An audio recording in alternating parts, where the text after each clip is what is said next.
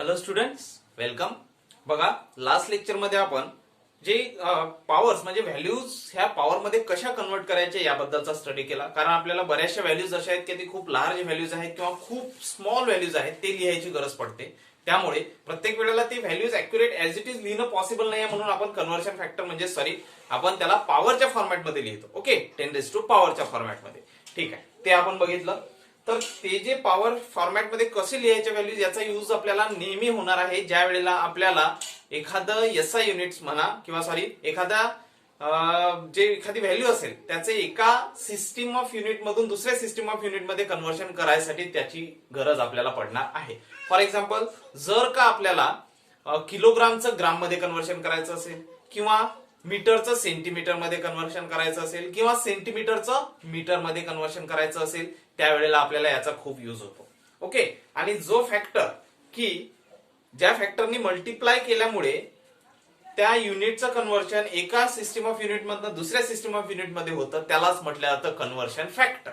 For example, 1 मीटरला आपल्याला centimetre मध्ये कन्वर्ट करायचं असेल तर 1 मीटरला कितीने मल्टिप्लाय केलं तर तो सेंटीमीटर मध्ये कन्वर्ट होईल. तर तो जो मल्टिप्लिकेटिव्ह फॅक्टर आहे त्याला आपण काय म्हणू? Conversion factor.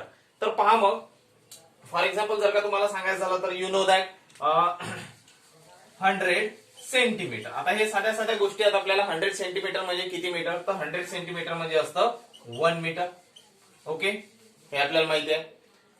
मग 100 सेंटीमीटर म्हणजे 1 metre, that is 1 metre is equal to 100 centimetre असं आपण लिहितो. मग या 100 ला आपण पॉवरच्या फॉर्मॅट मध्ये जर का लिहायचं असलं तर कसं लिहू?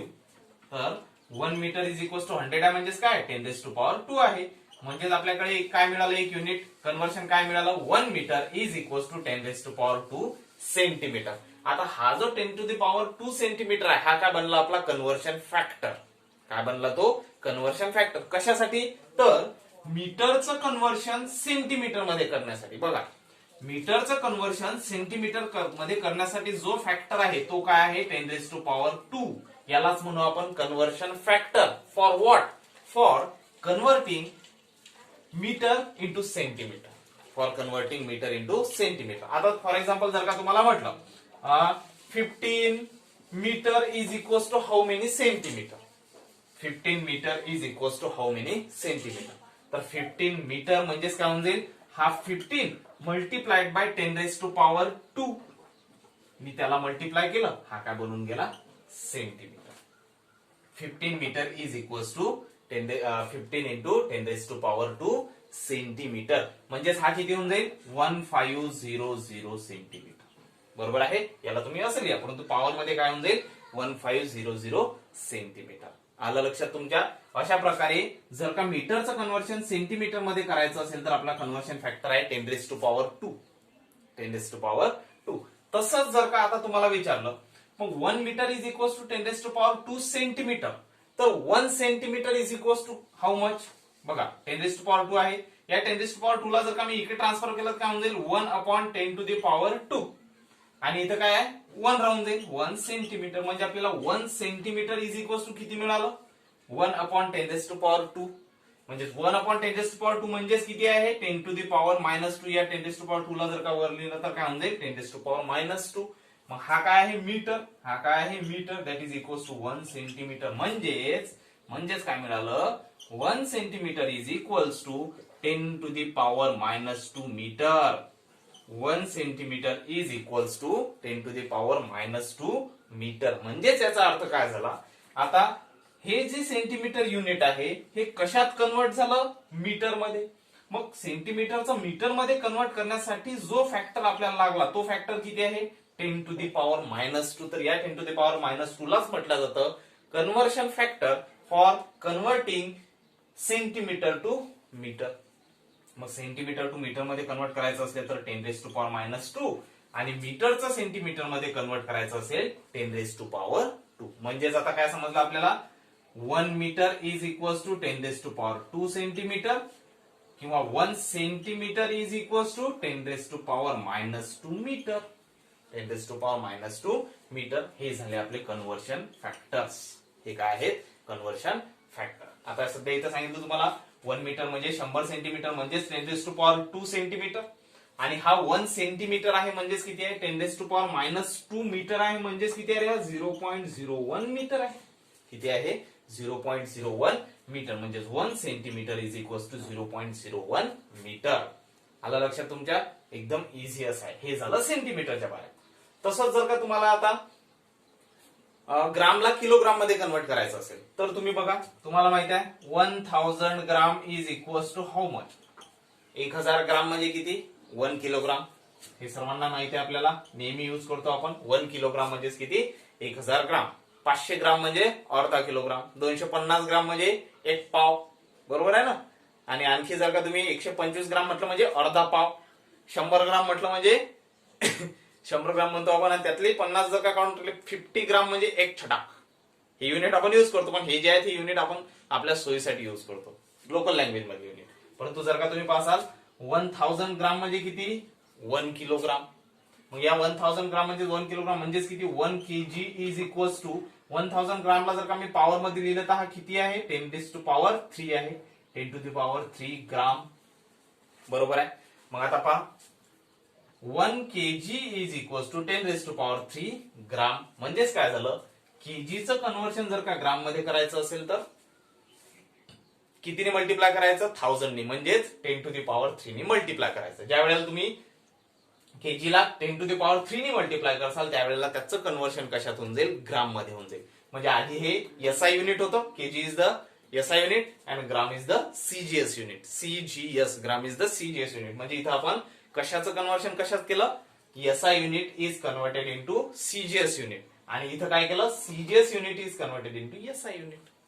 ओके, सॉरी हे नाही, हा SI unit is converted into CGS unit. म्हणजे आता कन्व्हर्शन फॅक्टर आपल्याकडे काय तयार झाला तर 1 किलोग्राम इज इक्वल टू 10⁻³ ग्राम. मग आता तुम्हाला म्हटलं 15 किलोग्राम म्हणजेच किती ग्राम. 15 किलोग्राम म्हणजेच किती ग्राम. 15 किलोग्राम म्हणजेच किती ग्राम. तर काय होऊन जाईल 15 गुणेला 10⁻³ म्हणजेच 15 इंटू 10⁻³ ग्राम. 15 इंटू 10⁻³ ग्राम. हे काय झालं किलोग्रामचं कन्व्हर्शन ग्राम मध्ये. किलोग्रामचं कन्व्हर्शन ग्राम मध्ये. म्हणजे याला जर का सॉल्व्ह करसाल तर काय होऊन जाईल 1 2 3 किती होऊन जाईल 15000 ग्राम. हे तर आपल्याला समजतं. 1000 ग्राम म्हणजे 1 किलोग्राम, 15000 ग्राम म्हणजे 15 किलोग्राम. आन्सर आपलं कसं आहे राईट आहे, ऍक्युरेट आहे. आलं लक्षात तुमच्या. मग पहा इथं काय केलं आपण 1 kg इज इक्वल टू 10⁻³ ग्राम. मग 1 ग्राम इज इक्वल टू किती येईल सांगा बरं. 1 ग्राम इज इक्वल टू जसं इथं केलं होतं तसं 1 ग्राम इज इक्वल टू पहा 1 ग्राम पाहिजे इथं 1 ठेवा, याला इकडे पाठवा 1 डिवायडेड बाय 10⁻³ येऊन जाईल, आणि याला जर का वर नेलं तर 10⁻³ हे काय आहे किलोग्राम. म्हणजेच आता काय तयार झालं 1 gram is equal to 10⁻³ kilogram. हे झाले तुमच्याकडे conversion. 1 gram is equal to 10⁻³ kilogram किंवा 1 kg is equal to 10⁻³ gram. म्हणजेच किलोग्रामचं कन्व्हर्शन ग्राम मध्ये करायचं असेल तर कितीने मल्टिप्लाय करायचं 10⁻³ ने. ग्रामचं कन्व्हर्शन किलोग्राम मध्ये करायचं असेल तर किती मल्टिप्लाय करायचं 10⁻³ ने. 10⁻³ ने. आलं लक्षात सर्वांचे काय तर समजलं सर्वांना काय तर एकदम इझी असे हे कन्व्हर्शन फॅक्टर्स आहेत. तर पहा सिंपल सिंपल कन्व्हर्शन फॅक्टर आपण स्टडी केले आहेत. त्यामध्ये आपण हे आलं तुमच्या लक्षात. ठीक आहे, आता व्यवस्थितरित्या लिहून घ्यायचं. पहा 1 metre is equal to 10⁻² centimetre. 1 metre म्हणजेच किती 10⁻² सेंटीमीटर, आणि ते जर का 1 centimetre is equal to 10⁻² metre. ठीक आहे, हे झालं. ओके, मग आणि आणखी जर का म्हटलं 1 kg is equal to 10⁻³ gram.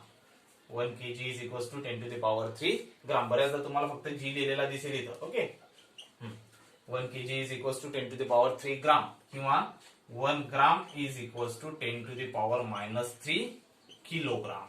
1 gram is equal to 10⁻³ kilogram. अशा प्रकारे हे जे इथे दिसून राहिले हे काय आहेत कन्व्हर्शन फॅक्टर आहेत. कन्व्हर्शन फॅक्टर का म्हटलं कारण त्या फॅक्टरनी मल्टिप्लाय केल्यामुळे एका सिस्टीम ऑफ युनिटचं कन्व्हर्शन कशात झालं दुसऱ्या सिस्टीम ऑफ युनिट मध्ये झालं, म्हणून त्याला आपण म्हणतो कन्व्हर्शन फॅक्टर. तो कन्वर्ट करतो एका सिस्टीम मधनं दुसऱ्या सिस्टीम मध्ये. हा वाला जो फॅक्टर दिसतोय तुम्हाला हा फॅक्टर काय करतो, कन्वर्ट करतो एका सिस्टीमला दुसऱ्या सिस्टीम मध्ये. इथं ग्राम होतं, इथं काय झालं, किलोग्राम. मग तसेच काही फॅक्टर्स मी बोर्डवर लिहून ठेवले त्या दिवशी. 1 newton is equal to 10⁵ dyne. तसंच आणखी एक होतं 1 जूल इज इक्वल टू 10⁷ अर्ग. 1 जूल इज इक्वल टू 10⁷ अर्ग. हे काय आहेत मग, हे कन्व्हर्शन फॅक्टर आहे. 10⁵, 10⁷. 1 न्यूटन, न्यूटनचं कन्व्हर्शन जर का डाईन मध्ये करायचं असेल तर 10⁵ ने मल्टिप्लाय करा. कशात कन्वर्ट होऊन जाईल, डाईन मध्ये कन्वर्ट होऊन जाईल. जूलचं कन्व्हर्शन अर्ग मध्ये करायचं असेल तर 10⁷ ने मल्टिप्लाय करा, अर्ग मध्ये कन्वर्ट होऊन जाईल. अर्ग मध्ये कन्वर्ट होऊन जाईल. आणि न्यूटन हे कोणतं युनिट आहे, कशाचं युनिट आहे, फोर्सचं युनिट. कोणतं, एसआय युनिट. आणि डाईन हे पण फोर्सचं युनिट आहे, परंतु सीजीएस युनिट आहे. ओके. तसंच joule is the unit of work done or energy, any type of energy.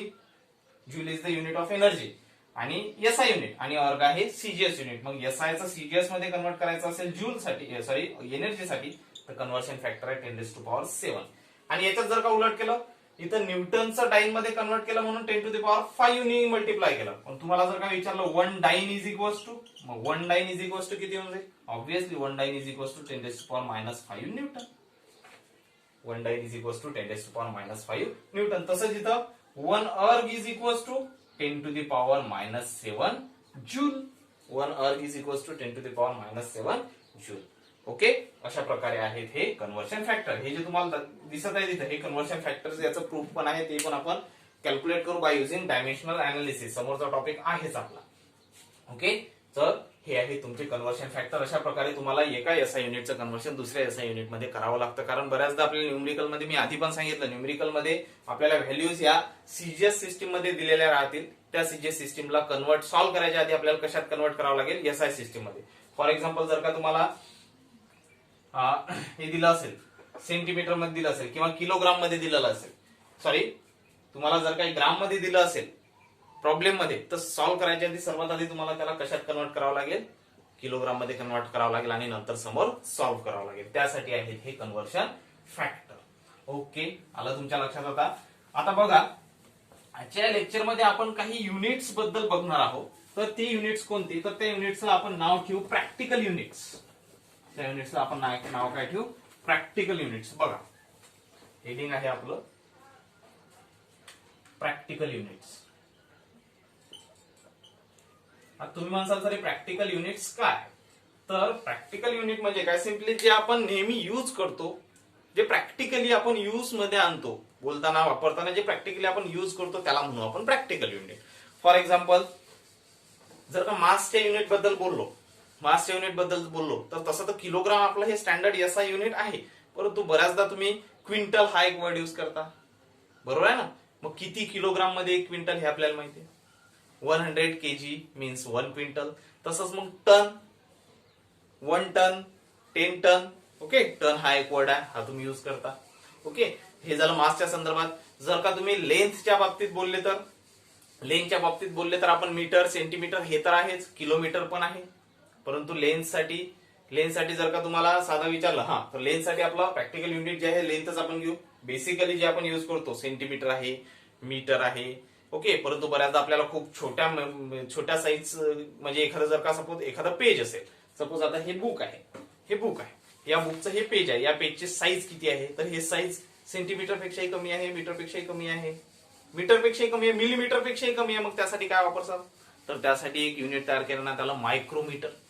त्यासाठी कोणतं युनिट तयार केलं गेलं, मायक्रोमीटर. तो जो चार्ट मी दिला होता लास्ट लेक्चरमध्ये, त्या लेक्चरमध्ये मायक्रोमीटर म्हणजे 10⁻⁶ याला म्हटलं जातं मायक्रोमीटर. 10⁻⁶ म्हणजेच किती, मायक्रोमीटर. मग हे युनिट आहे. मग तिथेही कन्व्हर्शन फॅक्टर काय झाला, 1 metre is equal to 10⁻⁶ micrometre. हा झाला कन्व्हर्शन फॅक्टर. ओके. तर हे अशा प्रकारचे प्रॅक्टिकल युनिट जे आहेत ते आपल्याला मेजर करायचे, सॉरी त्याचा आपल्याला स्टडी करायचं. तर पहा, प्रॅक्टिकल युनिट्स ऑफ लेंथ. सर्वात आधी आपण बघू प्रॅक्टिकल युनिट्स ऑफ लेंथचे प्रॅक्टिकल युनिट्स. बघा, लेंथचं सर्वात पहिलं जर का प्रॅक्टिकल युनिट म्हटलं तर पहा, लेंथ हे आपण सेंटीमीटर मध्ये मोजतो, मीटर मध्ये मोजतो, त्यापेक्षा मोठं जर गेलं तर किलोमीटर मध्ये मोजतो. ओके, परंतु किलोमीटर तर आहेच, परंतु खूप सारा जास्त खूप लार्ज डिस्टन्स आहे. For example the distance of earth from sun, the distance between sun and earth, the distance between sun and earth हे कितीतरी किलोमीटर आहे, खूप लॉंग हे असं डिस्टन्स आहे. मग यावेळेस आपल्याला किलोमीटर पण यूज न करता त्यासाठी एक स्पेशल युनिट आहे, त्याला म्हटलं जातं ऍस्ट्रॉनॉमिकल युनिट. त्याला काय म्हटलं जातं? ऍस्ट्रॉनॉमिकल युनिट. म्हणजेच काय? 1 AU, ऍस्ट्रॉनॉमिकल युनिट. ऍस्ट्रॉनॉमिकल युनिट. तर ऍस्ट्रॉनॉमिकल युनिट किती असतं आणि 1 AU म्हणजे किती? तर 1 AU is equals to 1.46 into 10 to the power I think 11. 1.496 into 10 to the power 11 meter. 1.496 into 10 to the power 11 metre म्हणजेच असतं 1 AU. आता 1 AU हे काय भानगड आहे? ऍस्ट्रॉनॉमिकल युनिट काय आहे? AU म्हणजे काय? ऍस्ट्रॉनॉमिकल युनिट काय आहे? तर जेवढं distance, the distance between earth, the average distance between earth and sun is this. एवढं डिस्टन्स आहे. हे जे डिस्टन्स दिसतंय तुम्हाला 1.496 into 10 to the power 11 metre, एवढं अंतर आहे कोणाकोणाच्या मधातलं? अर्थ आणि सनच्या मधातलं हे एवढं डिस्टन्स आहे.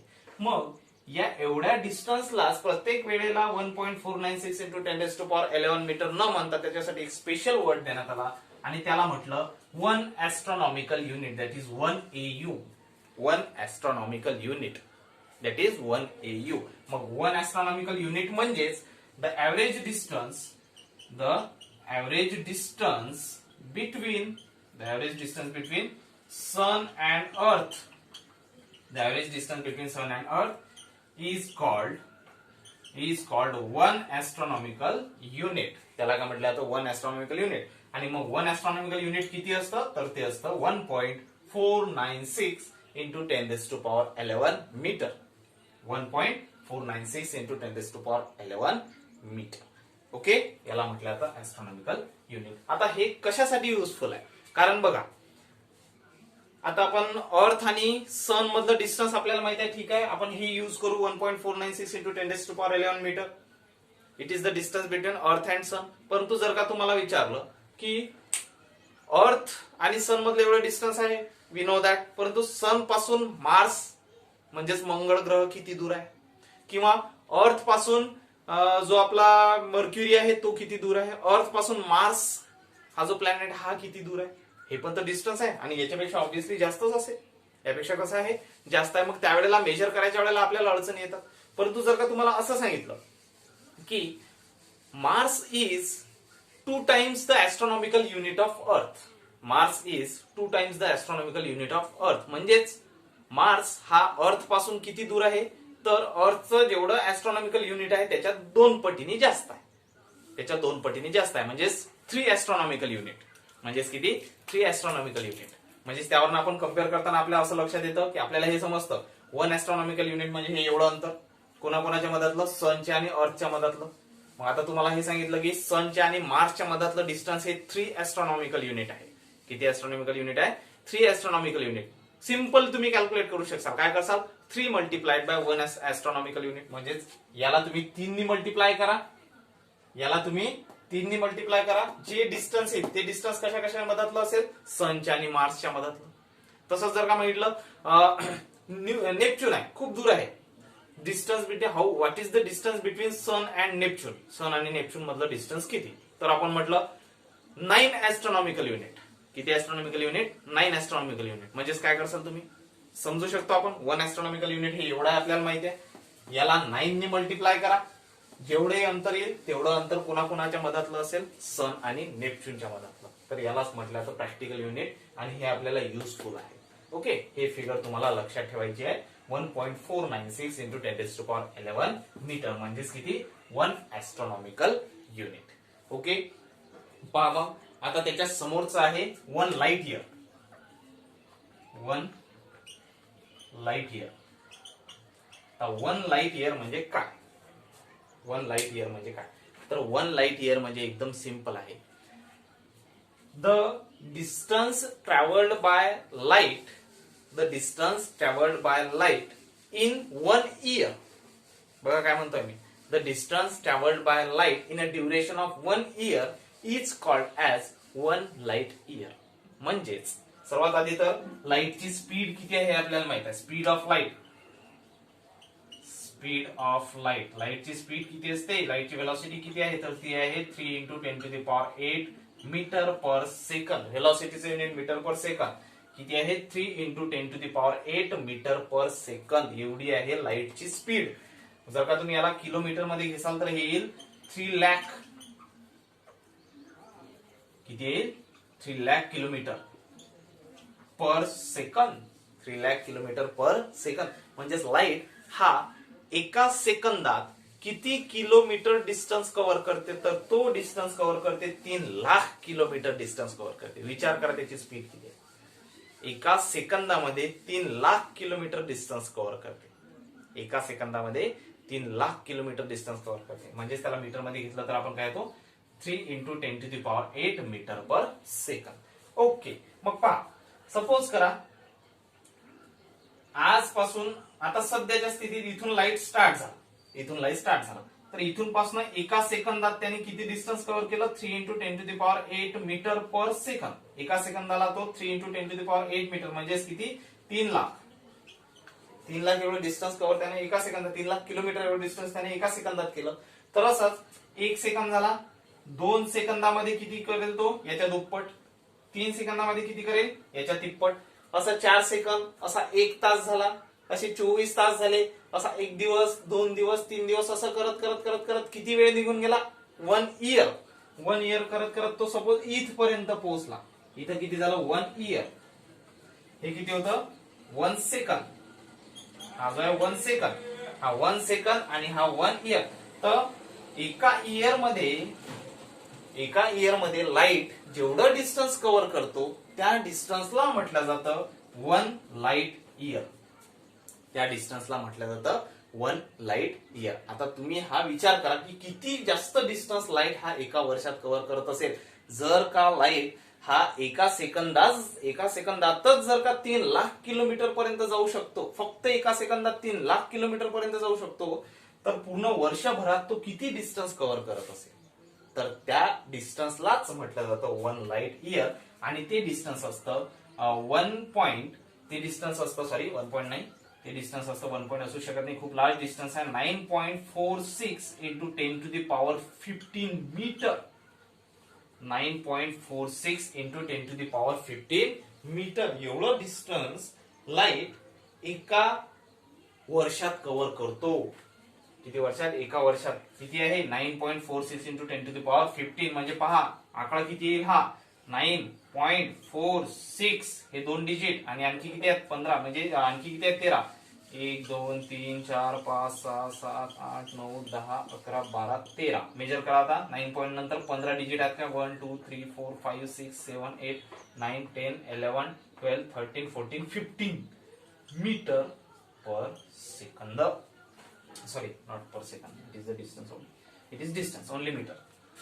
एवढं मीटर डिस्टन्स लाईट हा एका वर्षात करतो. आता हे किती आहे तुम्ही मोजा, करा मेजर किती. आता एवढं सर्व पॉसिबल आहे का प्रत्येक वेळेला, नाही. म्हणून याच्यात याला कशात घेतो आपण, पॉवर मध्ये घेतो. म्हणजे किती म्हणजे 10⁻15 metre. This distance is called as 1 light year. या डिस्टन्सलाच म्हटलं जातं 1 लाईट इयर. आणि ते किती असतं डिस्टन्स, 9.46 × 10⁻15 मीटर. मग डेफिनेशन काय होऊन जाईल, the distance travelled by light, the distance travelled by light in 1 year is called as 1 light year. आणि त्यावेळेला लाईटची स्पीड किती असते, म्हणजे लाईटची स्पीड किती आहे, 3 × 10⁸ metre per second. This is 1 light year. Okay, आता हे डिस्टन्स जे आहे यापेक्षा खूप मोठं झालं. 1 ऍस्ट्रॉनॉमिकल युनिट पेक्षा हे डिस्टन्स खूप 10⁻15 10⁻11 खूप मोठं झालं, फॅक्टर पण वाढला.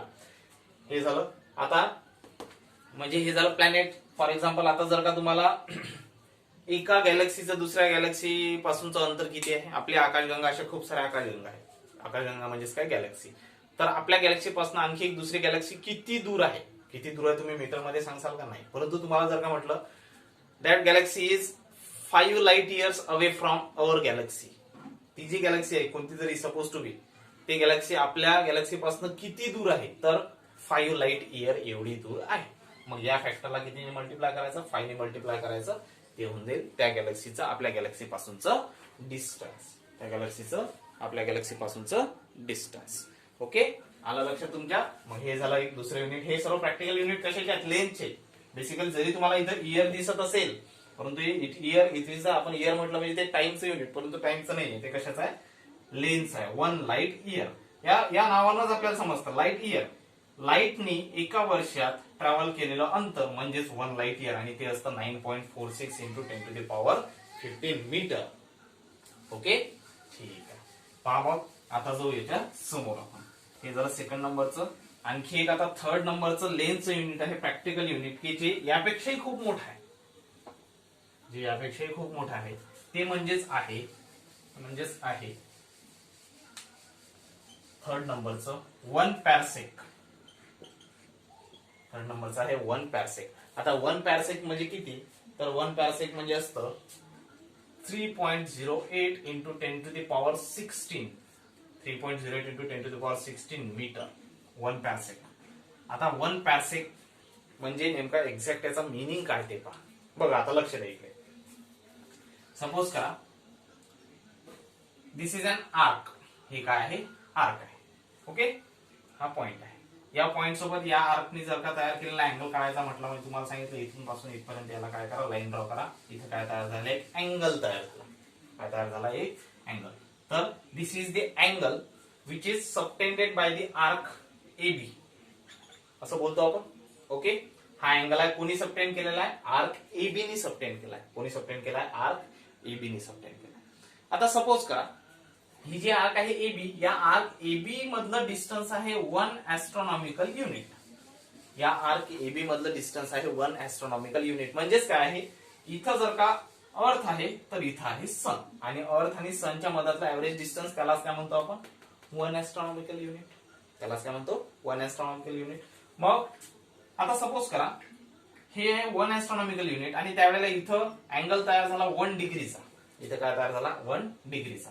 आता आपण हे जे डिस्टन्स आहे हे त्यापेक्षाही वाढत गेलो. जर का मी हे इथं डिस्टन्स कव्हर केलं आणि इथपासून इथपर्यंतचा लाईन मेजर केला, आणि आता हा अँगल मोजला, तर या अँगल पेक्षा हा अँगल कसा झाला आता, छोटा, कारण डिस्टन्स वाढलं, अँगल काय होऊन जाईल, कमी होऊन जाईल. सपोज करा इथं 1 डिग्री होता, अँगल किती होता, इथं 1 डिग्री होता. इथं आल्यानंतर या 1 डिग्रीच्या 60 पटीनं कमी झाला तो, म्हणजेच किती झाला, 1 divided by 60th degree. 1 divided by 60th degree. हा जिथे अँगल होता इथं जर का, म्हणजे फॉर एक्झाम्पल इथं जर का 60 डिग्री अँगल कन्सिडर केला आपण, किती डिग्री, 60 डिग्री, तर इथं आल्यानंतर तो किती डिग्री झाला, 1 डिग्री. इथं 60 डिग्री होता, इथं 1 डिग्री झाला फॉर एक्झाम्पल. म्हणजे इथं जेवढा आहे त्याच्या 60th 1/60th एवढा पार्ट काय झाला, तो कमी झाला. आता हे जे डिस्टन्स आहे इथपासून डिस्टन्स आपण एवढं वाढवलं, एवढ्या दूरपर्यंत हे डिस्टन्स नेलं, की हा जो या दोघांच्या मधातला अँगल आहे, या दोघांनी तयार केलेला हा जो अँगल आहे, हा अँगल या 1/60 च्याही 60th पार्ट झाला. म्हणजे आधी इथं 60 होते, हा इथं आला 1 डिग्री, आता त्याचाही 60वा पार्ट म्हणजेच हा एवढा. तर सर्वात आधी तर पहा, हा 1/60 डिग्री म्हणजेच याला म्हटलं तर 1 मिनिट. याच्यासाठी आपण काय युज करतो, 1 मिनिट, आणि हा डॅश आहे, डॅशला आपण काय वाचायचं, 1 मिनिट इथं या केसमध्ये. ओके, आणि याचाही जर का 60वा पार्ट घेसाल तर म्हणजेच 1 मिनिट अपॉन 60 म्हणजेच येतं 1 सेकंद, आणि which is denoted by double dot, sorry double dash. ते कशाने डिनोट केला आपण इथं, डबल डॅशने. तर आता हा जो याला म्हटलं जातं 1 मिनिट, याला म्हटलं 1 मिनिट, आणि याला म्हटलं जातं 1 सेकंद. याला काय म्हटलं जातं, 1 सेकंद. आता तुम्ही म्हणसाल सेकंद आणि मिनिट हे टाइमचे युनिट आहेत, परंतु इथं आपण मिनिट आणि सेकंद हे कशाचे युनिट म्हणून कन्सिडर करून राहिलो, इथं अँगलचे युनिट म्हणून कन्सिडर करून राहिलो. हा डिग्रीमध्ये खूप मोठा होता म्हणून डिग्रीमध्ये खूप छोटा झाला, म्हणजे या डिग्रीच्या 60वा पार्ट झाला. 1/60 डिग्री म्हणजेच 1 मिनिट, आणि 1 मिनिट अपॉन 60 म्हणजेच 1 सेकंद. 1/60 डिग्री म्हणजेच 1 मिनिट, आणि 1 मिनिट अपॉन 60 म्हणजेच 1 सेकंद. म्हणजेच किती, 1 सेकंद. आता हा ज्या वेळेला अँगल, एवढा अँगल तयार होईल, इथं तयार झाला सपोज हा अँगल, इथं तयार झाला अँगल, आणि हा अँगल किती आहे, 1 सेकंद आहे. मग ज्या वेळेला या 2 पॉइंटच्या मधातलं डिस्टन्स हे 1 ऍस्ट्रॉनॉमिकल युनिट असेल आणि त्यावेळेला इथं 1 सेकंद एवढा अँगल तयार होईल, त्या टाइमला इथपासनं इथपर्यंतचं जे डिस्टन्स आहे, इथपासनं इथपर्यंतचं जे डिस्टन्स आहे, या डिस्टन्सला म्हटलं जातं 1 पॅरसेक. या डिस्टन्सलाच म्हटलं जातं 1 पॅरसेक. आणि ते डिस्टन्स किती असतं, तर ते डिस्टन्स असतं 3.08 into 10 to the power 16 metre. हे एवढं डिस्टन्स असतं. याला म्हटलं जातं पॅरसेक. लक्षात बघा, एकदम इझी आहे, कॉम्प्लिकेटेड नाही आहे, सिंपल आहे. फक्त काय आहे, हे 2 पॉइंट आहे, या 2 पॉइंटनी सबटेंड केलेला हा असतो अँगल. मग सपोज करा इथं अर्थ आहे आणि इथं सन आहे आणि या दोघांच्या मधातलं डिस्टन्स किती आहे, 1 ऍस्ट्रॉनॉमिकल युनिट. मग ज्या वेळेला 2 पॉइंटच्या मधातलं डिस्टन्स हे 1 ऍस्ट्रॉनॉमिकल युनिट असते, म्हणजेच आर्क लेंथ, फॉर एक्झाम्पल जर का आर्क लेंथ ही 1 ऍस्ट्रॉनॉमिकल युनिट असेल, त्यावेळेला जर का 1 सेकंद, त्यावेळेला जो अँगल तयार होतो 1 सेकंद अँगल तयार होतो, म्हणजेच त्याला म्हणू आपण 1 पॅरसेक. आणि 1 सेकंद अँगल तयार झाल्यानंतर जेवढं डिस्टन्स या दोघांच्या मधातलं असतं त्या डिस्टन्सला म्हटलं जातं 1 पॅरासेक. आणि ते डिस्टन्स असतं 3.08 into 10 to the power 16 metre. 3.08 into 10 to the power 16 metre. This is known as 1 parsec. म्हणजे याची आता लिहायचं झालं तर डेफिनेशन कशी लिहिसाल, 1 parsec is the distance, 1 parsec is the distance or the 1 parasec is the distance of radius. हे काय म्हणू आपण, आता ही जी आर्क तयार झाली इथपासून इथपर्यंत, तर हे काय म्हणून रेडियस. 1 पॅरासेक हे असं डिस्टन्स आहे की ज्या वेळेला आर्क लेंथ ही असते 1 astronomical unit and which is equals to 3.08 into 10 to the power 16 metre. आता पहा, हे जे युनिट आहे त्या आधीच्या 2 युनिट पेक्षाही कसं झालं, मोठं झालं. याला म्हटलं तर 1 पॅरासेक. ओके, आपल्या न्यूमेरिकल सॉल्व्ह करण्यासाठी, एमसीक्यू सॉल्व्ह करण्यासाठी युजफुल आहे. ओके, ह्याच्या सर्व डेफिनेशन्स आहेत, त्या सर्व डेफिनेशन्स आहेत. त्याचा नोट्सचा एक फोटो काढून मी तुम्हाला टाकणार आहेच त्यावर, त्यामुळे सर्व तुम्ही लिहून घ्यायचं. परंतु हे तुमच्या नोटबुक मध्ये तुम्हाला लिहून घ्यायचं आहे. आणि हे जे दिसत आहे हे आपल्याला कन्व्हर्शन फॅक्टर म्हणून युज होणार आहे. 1/60 म्हणजेच 1 मिनिट, 1 मिनिट अपॉन 60 म्हणजेच 1 सेकंद. आणि 1 मिनिट लिहायचं असलं तर कसं, 1 डॅश, आणि सेकंद लिहायचं असलं तर double dash. Okay, this is the practical unit of length, 1 पॅरासेक. ठीक आहे, हे झालं प्रॅक्टिकल युनिट. त्यानंतर परत खूप सारे युनिट्स आहेत. जसं मी तुम्हाला सांगितलं, जर का एखादा पेज आहे त्याची जर का थिकनेस आपल्याला मेजर करायची असेल तर ते मीटर पेक्षा, मिलीमीटर पेक्षाही कमी आहे. त्यासाठी आपण मायक्रोमीटर यूज करू. त्यासाठी आपण काय यूज करू, मायक्रोमीटर. पहा मग, 1 मिलीमीटर जर का म्हटलं तर 10 to the power -3 metre. Milli means काय आहे, -3. यापेक्षाही छोटे जर का म्हटलं तर 1 मायक्रोमीटर म्हणजेच काय, 10 to the power -6 metre. 10 to the power -6 metre, बरोबर आहे ना, मायक्रोमीटर खूप छोटा. आणि आपल्याला जर का मॉलिक्यूलची साईज मोजायची असेल, कशाची, मॉलिक्युल्स म्हणजे ऍटम मिळून तयार झालेला मॉलिक्यूल, जो मॉलिक्यूलची साईज, आता मॉलिक्यूलची साईज याच्याही पेक्षा कमी असते, तर ती साईज असते near about 10 to the power -9 च्या फॉर्मॅटमध्ये. 10 टू द पॉवर -9 मीटर असतं. मग 10 टू द पॉवर -9 ला आपण स्पेशल नाव देऊन दिलं नॅनोमीटर. काय देऊन दिलं, नॅनोमीटर. म्हणजे 1 nanometre is equals to 10 to the power -9 metre. म्हणजे इथं काय, 10 टू द पॉवर -9 म्हणजे काय आहे, नॅनो. इथं 10 टू द पॉवर -6 म्हणजेच काय आहे, मायक्रो. काय आहे, मायक्रो. आणि हा जो दिसतोय, हा जो म्यू दिसतोय, हा सिम्बॉल आहे कशाचा, मायक्रोचा. हा जो एन दिसतोय, हा सिम्बॉल आहे कशाचा, नॅनोचा. ओके, ते जे लास्ट लेक्चर मध्ये मी एक चार्ट दिला होता, त्या चार्ट मध्ये हे सर्वच आहे. तिथं मिलीमीटर आहे, मायक्रोमीटर आहे, नॅनोमीटर आहे. मग पहा, जर का मॉलिक्यूलची साईज, मॉलिक्यूलची साईज मेजर करायची असली तर काय येतं, 10 to the power -9 metre.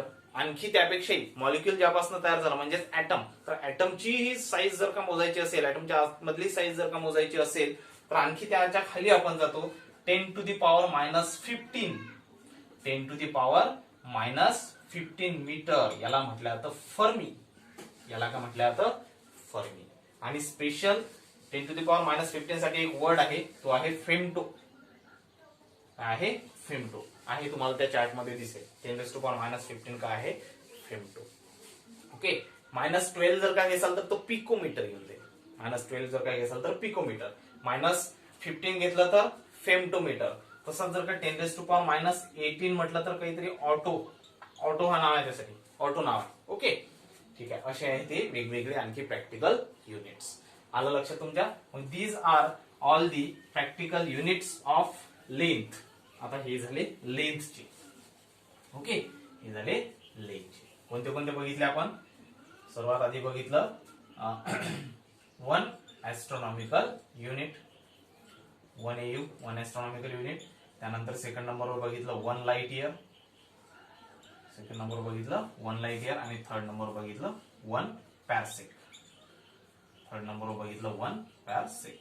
Okay, ठीक आहे. 1 लाईट इयर, 1 ॲस्ट्रॉनॉमिकल युनिट आणि 1 पॅरसेक. आता आणि हे डिस्टन्सेस आहेत. ठीक आहे. आता सेकंड नंबर बघू आपण, practical units of mass. Practical units of मास. आता मासचे प्रॅक्टिकल युनिट कोणकोणते सांगा? सिंपल आहे, किलोग्राम मेजर करतो आपण, ग्रामही आहे, ठीक आहे. परंतु किलोग्राम पेक्षा जर का जास्त जर का म्हटलं आपल्याला लागत असेल तर आपण टन मध्ये जातो, सॉरी क्विंटल मध्ये जातो. सर्वात आधी तर 1000 ग्राम म्हणजेच 1 किलोग्राम. 1000 ग्राम म्हणजेच 1 किलोग्राम. आता तेच जर का तुम्ही 100 किलोग्राम घेतलं तर काय म्हणतो त्याला आपण? 1 क्विंटल. 1 क्विंटलचं पोतं, बरोबर आहे ना? 1 क्विंटलचं पोतं म्हणजेच किती? 100 किलोग्राम. आता ज्या वेळेला तुम्ही 10 क्विंटल म्हणसाल, 10 क्विंटल म्हणसाल त्यावेळेला काय तयार होऊन जाईल? 1 टन. 10 क्विंटल म्हणसाल तर 1 टन. ओके, मग याच्या समोर 10 टन असे काय होत जाईल? वाढत वाढत वाढत जाईल. हे काय आपले प्रॅक्टिकल युनिट्स आहेत कशाची? मासची. काय प्रॅक्टिकल युनिट्स आहेत? मासचे. हे झाले मोठमोठ्या याच्यासाठी. परंतु छोट्या याच्यासाठी जर का तुम्हाला मेजर करायचं असेल, बघा काय म्हणतो मी, छोटे युनिट ग्रामपेक्षाही कमी, मिलीग्राम जाऊ, त्यापेक्षाही कमी, मॉलिक्युलर लेवलवर जाऊ. म्हणजेच खूप, सपोज जर का तुम्हाला विचारलं ऍटमचं मास किती आहे, ऍटमच्या आतमध्ये असणारा इलेक्ट्रॉन आहे, इलेक्ट्रॉन आहे, न्यूट्रॉन आहे, न्यूट्रॉनच्या आत, सॉरी न्यूक्लियस आहे, न्यूक्लियसच्या आत म्हणजे न्यूट्रॉन प्रोटॉन आहे, त्याचे मासेस किती आहे, तर ते मासेस मेजर करण्यासाठी तुम्ही याच्यात मोजसान का?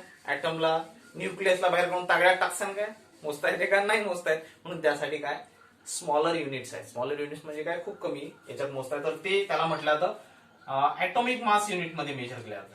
1 ऍटॉमिक मास युनिट, AMU, किंवा त्याला फक्त यू म्हटलं जातं, 1 U. तर 1 AMU असतं 1.66 into 10 to the power minus 27 kg. 1.66 into 10 to the power minus 27 kg. 1 atomic mass unit. आता 1 atomic mass unit म्हणजे नेमकं काय? तर 1 atomic mass unit हा काय आहे? तर आपल्याला माहित आहे carbon. Carbon is the atom. कार्बनचा जो आयसोटोप आहे C12, कार्बनचा एक आयसोटोप आहे C12. तर या C12 आयसोटोपचा 1/12 पार्ट, C12 आयसोटोपचा 1/12 पार्ट म्हणजेच 1.66 into 10 to the power minus 27 kilogram. त्याला म्हटलं जातं 1 atomic mass unit.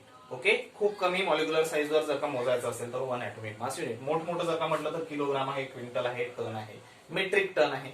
ओके, हे झाले मासचे प्रॅक्टिकल युनिट, म्हणजेच किलोग्राम, सॉरी मासचे प्रॅक्टिकल युनिट्स. ओके, ठीक आहे. आता त्यानंतर आणखी जर का तुम्हाला आता प्रॅक्टिकल युनिट्स ऑफ टाइम, टाइमचे जर का प्रॅक्टिकल युनिट विचारले तर मिनिट, जे आपण नेहमी यूज करतो मिनिट आहे. त्यापेक्षा मोठे जर गेले तर आवर, आवर नंतर जर गेले तर डे. ओके, डे नंतर जर गेले तर इयर. ओके, 5 वर्ष, 10 वर्ष, टायमिंग किती लागेल? 5 वर्ष लागतील, 10 वर्ष लागतील. हा झाला टाइम, टाइमचे प्रॅक्टिकल युनिट आहे. 10 वर्षाच्या नंतर जर का गेले तर, इयरच्या नंतर जर गेले तर असे खूप सारे आहेत. तर त्यासाठी पहा, सर्वात फर्स्ट आहे आपला सोलर डे, जो डे आपण म्हणतो. मग सोलर डे ला कसं डिफाईन करसाल? It is the time taken by the earth to complete 1 revolution with its own axis. स्वतःच्या एक्सिस भोवती जेवढा फिरायला टाइम घेते त्याला काय म्हणू आपण? 1 डे. आणि त्याला किती वेळ लागतो आपल्याला माहित आहे? 1/24, सॉरी 1 बाय नाही, किती घंटे लागतो? 24 तास लागतो. म्हणजेच काय? 1 डे. त्याला म्हटलं जातं 1 सोलर डे. ओके, तसंच आहे लुनार मंथ. आणखी एक युनिट आहे प्रॅक्टिकल युनिट टाइमचं, लुनार मंथ. तर लुनार मीन्स, लुनार हे कशाचं नाव आहे आठवा? Lunar it is the name of, it is one of the name of moon. मूनलाच काय म्हटलं जातं? मूनलाच काय म्हटलं जातं? लुनार म्हटलं जातं. मग लुनार मंथ, इथं युनिट काय आहे? Lunar month. मग लुनार मंथ काय असेल? तर मूनला म्हणजेच चंद्राला अर्थ भोवती फिरण्यासाठी लागणारा वेळ, एक राऊंड कंप्लीट करण्यासाठी लागणारा वेळ. The time taken by moon to complete 1 revolution around the earth is called as 1 month, sorry 1 lunar month, 1 lunar month. आणि अर्थच्या चारही बाजूने फिरण्यासाठी मूनला एक रिव्हॉल्युशन कंप्लीट करायला वेळ लागतो 27 डेज. किती लागतो? 27 डेज. ऍक्च्युअल मध्ये तो एक्झॅक्ट फिगर आहे 27.3 डेज. याला म्हटलं तर लुनार मंथ, याला म्हटलं जातं लुनार मंथ, परंतु आपण ऍव्हरेज मध्ये त्याला किती घेतो? 27 डेज. म्हणजेच अर्थच्या चारही बाजूनं एक राऊंड कंप्लीट करण्यासाठी मूनला किती दिवस लागतात? 27 दिवस लागतात. किती दिवस लागतात? 27 दिवस लागतात. हे आय थिंक मी आधी एका लेक्चर मध्ये सांगितलेले आहे. हेच कारण आहे 27 दिवस आणि जवळपास आपला महिना पण तेवढाच असतो, 28-30चा महिना असतो. म्हणून तुम्ही जर का ऑब्झर्व केलं तर कधीही जर का तुम्ही चंद्राला पाहाल तर त्याला आपल्याला एकच बाजू दिसते त्याची. आपल्याला वास्तविक पाहता तो अर्थच्या चारही बाजूने फिरतो, परंतु दिसताना त्याची आपल्याला एकच साईड दिसते. का? कारण आपल्या अर्थला फिरण्यासाठी तेवढा म्हणजे एक आपला किती महिन्याचा ड्युरेशन किती आहे? 27-28 दिवसच आहे. आणि मूनचा पण एका महिन्याचा ड्युरेशन किती आहे? 27-28 दिवस आहे. म्हणजे जशी जशी आपली अर्थ या डिरेक्शनने सरकते, जशी जशी अर्थ इकडे फिरते, त्याच वेगाने मून पण तसा फिरतो. म्हणजे मग आता हे बुक आहे, हे बुक इथं आहे, हे बुक पण फिरून राहिला, माझा हात पण फिरून राहिला. पण फिरताना फिरताना जर काही दोघे एकसारखे फिरत असतील आणि मी इथून जर काय बुकला ऑब्झर्व करत असेल, तर मला नेहमी बुकची हे फ्रंट साइडच दिसेल, कधी बॅक साइड दिसेल का? नाही. तेच कारण आहे की मूनची नेहमी आपल्याला फ्रंट साइड दिसते, कारण त्याचा ड्युरेशन किती आहे? 27 डेज. हे झालं लुनार मंथ. तसंच जर का एक सोलर इयर आहे, मग सोलर इयर काय असेल रे? तर सोलर इयर आहे it is time taken by the earth to complete 1 revolution around the sun. सूर्याच्या चारही बाजूने फिरण्यासाठी अर्थला जेवढा वेळ लागतो त्याला म्हणू आपण 1 सोलर इयर. मग आणि किती वेळ लागतो आपल्याला माहित आहे, तर किती वेळ लागतो? 1 वर्ष लागतो, म्हणजे 365 दिवस लागतात. त्याला म्हणा तुम्ही 1 सोलर इयर. त्यानंतर आणखी एक युनिट आहे ट्रॉपिकल इयर. ट्रॉपिकल इयर बघा काय आहे? Tropical year. ट्रॉपिकल इयर तर सिंपल आहे. ट्रॉपिकल इयर म्हणजे काय? तर ट्रॉपिकल इयर म्हणजे ज्या वर्षात सूर्यग्रहण लागते, सोलर इक्लिप्स होते, ज्या वर्षात सूर्यग्रहण किंवा इक्लिप्स असते त्या वर्षाला म्हटलं तर ट्रॉपिकल इयर. सिंपल आहे. It is that year in which solar Eclipse occur. हे असं वर्ष की ज्यामध्ये काय होतं? सूर्यग्रहण होतं. ओके, हे झालं ट्रॉपिकल इयर. त्यानंतर आहे लीप इयर. लीप वर्ष. तुम्हाला माहिती आहे लीप वर्ष म्हणजे काय? की ज्या वर्षात दर किती वर्षाने येतं लीप वर्ष? 4 वर्षाने येतं. ज्या वर्षात फेब्रुवारी महिना हा कितीचा असतो? 29 दिवसाचा असतो. बघा, it is that year in which month of February is of 29 days. Okay. त्यानंतर 1 सोलर डेचं जर का एका सोलर डेचं कन्व्हर्शन सेकंड मध्ये केलं तर एका दिवसात किती सेकंद होतात? एका दिवसाला किती घंटे? 24 घंटे. त्याला मिनिट मध्ये कन्वर्ट करा म्हणजे 60 मिनिट, आणि यालाही 60 ने कन्वर्ट केलं तर 60 सेकंद. मग हे किती होतात? 86400 सेकंद. एवढे सेकंद हे होतात. किती दिवसात? एका दिवसात. म्हणजेच 1 day is equal to 86400 second. त्यानंतर आणखी एक आहे 10⁻⁻8 म्हणजेच काय? 1 शेक. 1 शेक म्हणजेच किती? 10⁻⁻8. ओके, 1 शेक म्हणजेच किती? 10⁻⁸ second. Okay, these are the different practical units of length, mass and time. लेंथचे, मासचे आणि टाइमचे आपण काय बघितलं? Practical units. हे आपल्याला खूप युजफुल असे युनिट आहेत. ओके, लक्षात ठेवायचं. लेंथ आहे astronomical unit, light year, parsec. Units of mass आहे KG, quintal, ton, atomic mass unit. आणि जर का डे मध्ये गेले तर second, 1 solar year, 1 solar day, lunar month. Okay, tropical year. These are the different practical units. Okay, ठीक आहे. मग आता हा टॉपिक बघा, तुम्हाला थोडासा असं वाटत असेल की आपल्या सिलेबसला नाही आहे, परंतु हे प्रॅक्टिकल युनिट्स आपल्याला न्यूमेरिकल सॉल्व्ह करण्यासाठी, एमसीक्यू सॉल्व्ह करण्यासाठी खूप जास्त युजफुल आहे. मी आधीच तुम्हाला सांगितलं तुमचा हा जो सिलेबस आहे हा मी नीट सीईटी पॉइंट ऑफ व्ह्यू घेत आहे. त्यामुळे हे सर्व आपल्याला करावं लागेल. जरी हा थोडासा सिलेबसच्या आउट जात असेल, परंतु आपल्याला खूप इम्पॉर्टंट असा टॉपिक आहे. ओके, ठीक आहे. मग आता आज आपण इथं थांबू. आता याच्या समोरच्या टॉपिक मध्ये आपण, म्हणजे समोरच्या लेक्चर मध्ये आपण बघू नेक्स्ट टॉपिक. ओके, आजच्यासाठी थांबू.